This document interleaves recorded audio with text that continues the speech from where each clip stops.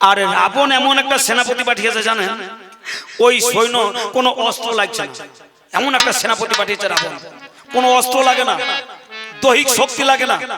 ওই সেনাপতি যদি একবার চোখ খুলে তাকায়, হাজার হাজার সৈন্য পুড়িয়ে হয়ে যায় ছাই। লক্ষণের সৈন্য পুড়ে ছাই হয়ে গেল, অর্ধেক প্রায়।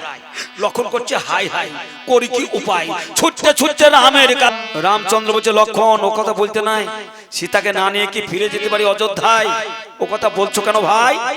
তা লক্ষণ বলছে নাই কোনো উপায়। এমন একটা সেনাপতি রাবণ পাঠায়, যদি একবার হাজার সৈন্যের দিকে চোখ খুলে তাকাই, আমাদের হাজার সৈন্য পুড়ে হয়ে যাচ্ছে ছাই। তাহলে কি হবে উপায়?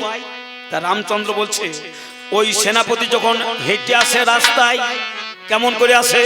লক্ষণ বলছে সেনাপতি যখন রাস্তায় হেঁটে আসে তখন চোখ বন্ধ করে আসে, কারণ চোখে যা